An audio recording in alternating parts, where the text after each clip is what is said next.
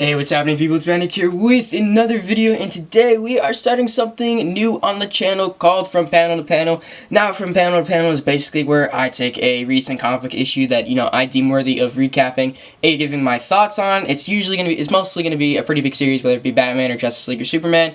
And yeah, today we are looking at Nightwing number 50. Now, if you don't know who Nightwing is, he was the first sidekick to Batman. He ended up leaving because he didn't want to be Robin anymore. Then he became Nightwing, and Nightwing Rebirth has been the most consistent and ongoing and good series. And in number 50, it seems like it's going downhill. And yeah, let's just get straight into it. So, just a quick recap of the book. While Dick Grayson was visiting Gotham City for Bat Family endeavors, he was shot by a mysterious gunman straight in the head in Batman number 55, which is of course a tie-in to Nightwing number 50. And we basically open up the book with a monologue from Dick Grayson talking about how he's gotten seizures, he has intense amnesia, and he doesn't remember anything, and how it's really hard to deal with. Now, he goes by Rick Grayson now. He drinks, he gambles, and of course he isn't Nightwing.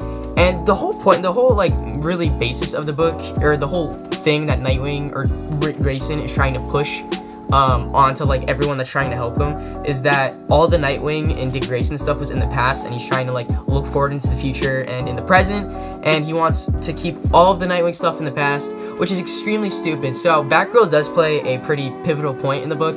She's trying to help Dick Grayson. There's so many people that want to help you and give you a place to stay and give you money and help you, but Dick Grayson's like, no, all those people are in the past and I'm trying to live in the present. And it makes him out to be a really stubborn character. Now, really, the premise of this book, it shows that, Batgirl actually cares about Dick Grayson and is probably becoming a big part of Nightwing's book, hopefully in the future, if they don't ruin Dick Grayson completely.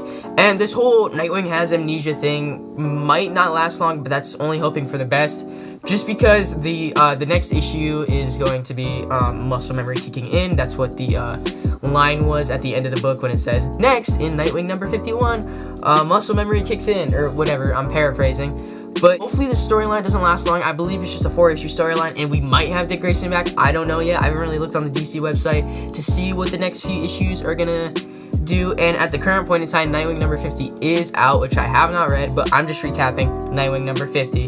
And yet the cons of this book, it might permanently change the character of Nightwing, because Nightwing has had the most consistent and most legit DC run. Batman's run has been very, very shaky with Tom King, and this Nightwing run with Benjamin Percy has been honestly phenomenal, with very few bad storylines, and it finally really brought Nightwing back, which really needed to happen because of the New 52.